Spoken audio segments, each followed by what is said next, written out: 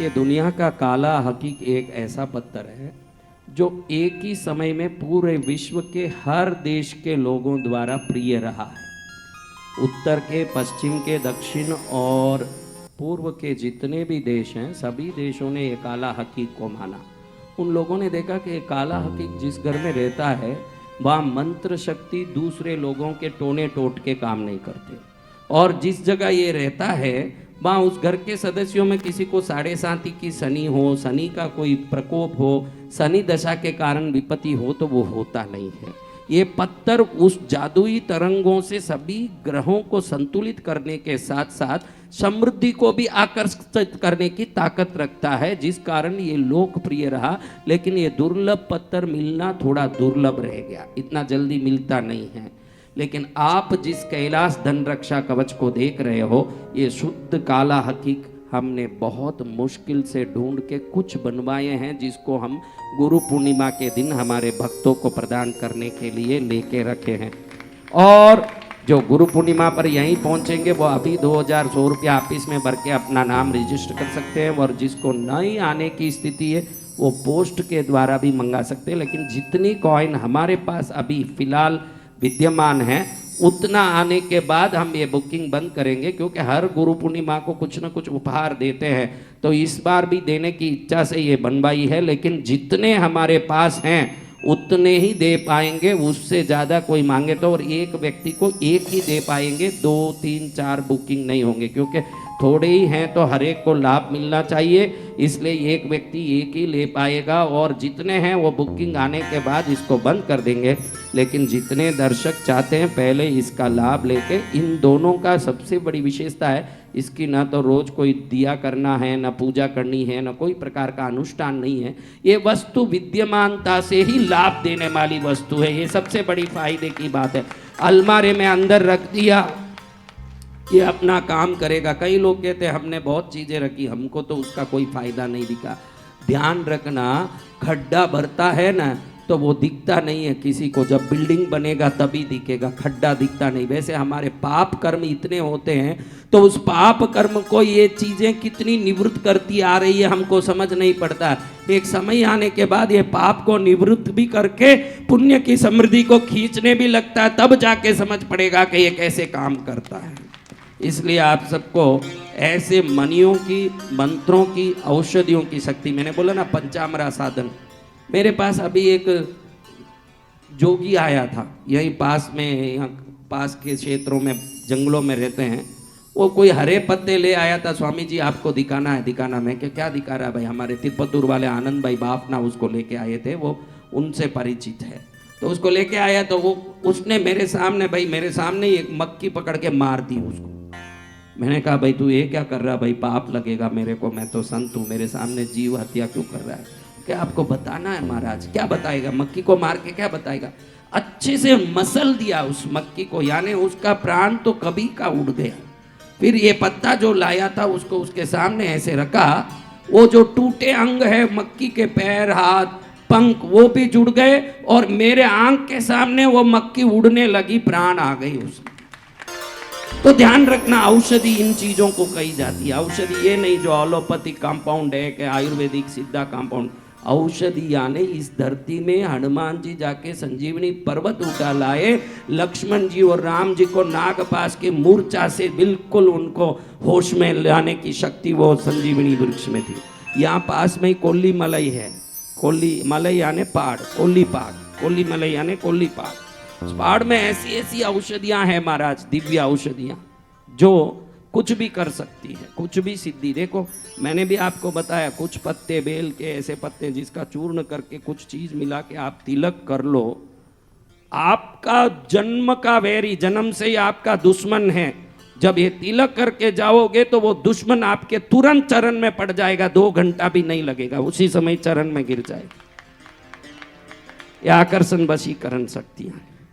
तो इन औषधियों पर भरोसा करना, इन रत्नों पर भरोसा करना। अभी आपको मैं एक ही सिखाता हूँ, आप में सबसे बड़ी कमी है कि चीज़ें आपके घर में आती है, पूजा आपके घर में होता है, अनुष्ठान आप भी करते हो, श्रद्धा किसी पर आप भी रखते हो, लेकिन विश्वास पूरा नहीं है, ये आप ही मान लोगे। आपको घड़ी घड़ी संशय आता है, ये काम करेगा कि नहीं, ये होगा कि नहीं, ये महाराज सही है कि नहीं, ये देवी सही है कि नहीं।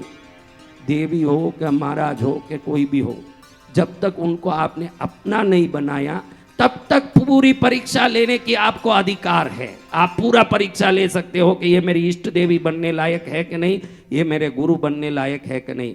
जिस दिन बन चुके उसके बाद संशय करने का आपको कोई अधिकार नहीं है, उसके बाद आप कुछ नहीं कर सकते। शास्त्र कहता है कि पानी पीजे छान के न गुरु कीजे जान के, शास्त्र खुद कहता है। आप गुरु करने तक छान छान के कर सकते हो, छान छान के जान जान के कर सकते हो। करने के बाद आप ये नहीं कह सकते कि उनमें क्या है, मेरे को थोड़ा सोचना पड़ेगा। सगाई तक तू सोच सकता है, शादी तक भी सोच सकता है। शादी होने के बाद जो आया वही तुम्हारा पति रहेगा, फिर सोच के कोई काम नहीं आएगा। इसलिए मनी पर, रत्नों पर पहन लिया तो उस पर विश्वास करना, क्योंकि ये जड़ वस्तु हम मानते हैं ये जड़ है, अंगूठी खोल के कहीं रख देते हैं, हम सोचें जड़ है। अरे ये जड़ नहीं है, ये वो चेतन है जो जड़ के रूप में रह के हम में प्राण डालता है, वो चेतन है। इन पर आपको गहना खोल के रखो। देखो औरतों का काम है, शादी में जाके आई, पहनते समय तो जाते समय तो ऐसे पहनती है जैसी उर्वशी हो, धीरे धीरे एक एक उठा के पहनेगी, ऐसे सजेगी। आप सबको पूछता हूँ, जब शादी से वापस आते हो, रात में थक जाते हो, उठा के ऐसे खोल के कहीं पटकते हो कि नहीं? आप ही बताओ। जिस समय पहना, जितना आदर दिया, उतना ही आदर से उसको प्रेम से खोल के रखोगे तो वो सोना आपके घर में 10 गुना बनेगा, क्योंकि आपने इज्जत दिया है उसको। आपने उसको इज्जत दिया तो वो इज्जत, आपकी इज्जत पाके वो बढ़ेगा। कपड़े भी खोल के ऐसे फेंकना नहीं चाहिए। जो बाल संवारते हो तो बाल उठा उठा के ये बालकनी में खड़े खड़े हा कर रही है ना, बाल कर रही है ना, फिर वहीं से नीचे पटक रही है ना।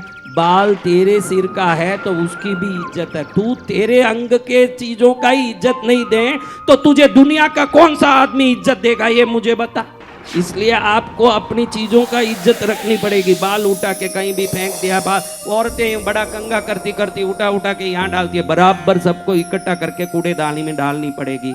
जो गंजे बैठे हैं, पूर्व जन्म में बाल की इज्जत नहीं दी, वही गंजे हैं आज। जिन बहनों के बाल नहीं बढ़ते, पूर्व जन्म में बाल का इज्जत नहीं दिया।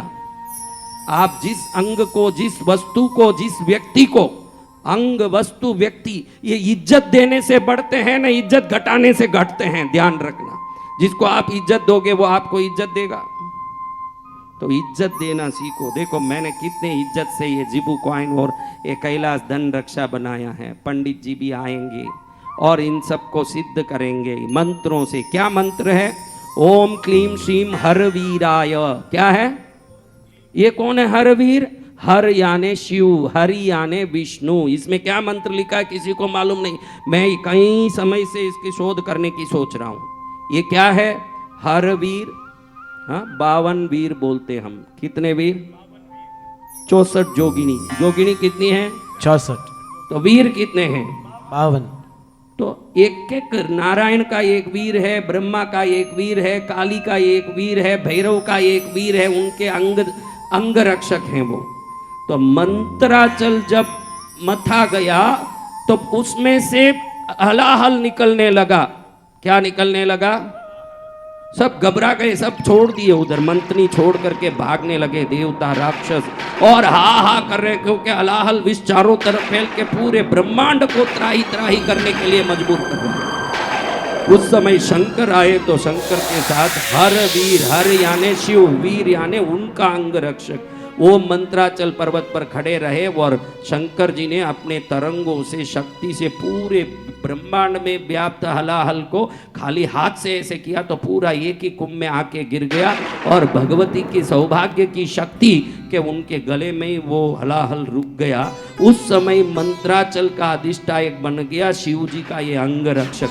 ये जहां रहता है वो जहर को भी अमृत भरने की ताकत बनाता है। इसीलिए ये कैलाश धन रक्षा यंत्र का अधिष्ठायक भगवान शिव का वो वीर है जो हलाहल को भी अमृत बनाता है। ऐसी दिव्य यंत्र की रचना जो हुई है, इसमें मंत्र है ओम क्लीम श्रीम हरवीराय। क्या?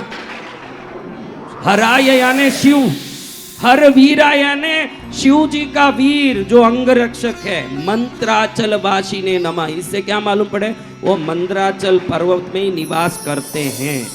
और शंकराय, तू शंकर स्वरूप है। शंकर को नहीं बोल रहे हैं, उस हरवीर को बोल रहे हैं कि शंकर के पास रहने से तू भी शंकर स्वरूप है। सर्व मनोकामना सिद्धये, क्या सर्व जन वशमानय, वो वीर में वो ताकत है। ये जब जाके खड़ा हुआ और हलाहल पूरे इकट्ठा हो गया तो भागे हुए सभी देवता राक्षस वापस आके मतने लगे। बाद में ही उच्च श्रवा, ऐरावत, कल्प वृक्ष, कामधेनु, लक्ष्मी सब प्रकट होने लगे। तो सब लोग प्रार्थना करके वंदन करके बोलने लगे कि हे शंकर जी के वीर अंग रक्षक, आप नहीं आते तो हम तो भागे हुए थे। तो आज से जहां आप रहोगे उस जगह में गया हुआ व्यक्ति भी वश में होके वापस आएगा। इसलिए सर्व जन्म में वशमानयो, क्या होगा, इसमें लिखा है कि सर्व जन्म वशमाने। कौन चाहते हैं कि सभी लोग मेरे साथ हित से, प्रेम से संबंध रखें, हर आदमी मेरे साथ जुड़ा रहे। कुरु क्लीम फट स्वाहा कर दो ये रक्षा कवच, ऐसा धन रक्षा कवच का। अगर इतना ज्ञान नहीं देता तो आपको समझ पड़ता कि ये क्या काम करता है। अभी तो विक्रम भी सोचता है कि एक तो मैं भी कहीं लेके जाके रख दूं, नहीं तो ये तो हमारे से ही ले जाने वाले लोग, तो देने वालों में कहीं दिखे नहीं है। लेकिन जब माल की महिमा मालूम पड़ जाए तो हर आदमी दौड़ेगा। इसलिए बता रहा हूँ कि कृष्णगिरी तक आए हो तो पहले इसको समझ लो, और जिसको लेना पहले इनको दे दें। बच्चा कुचा अगर है तो देखा जाएगा, वरना ये जल्दी मिलने वाला पत्थर नहीं है। मैं कितनी बार इस पर हाथ लगा लगा के खुश हो रहा हूँ। इसका कारण ये है कि जितने जादू टोना संसार के भूत प्रेत हैं, मात्र इस पत्थर के अस्तित्व से भागने लगते हैं, कुछ करने की जरूरत नहीं।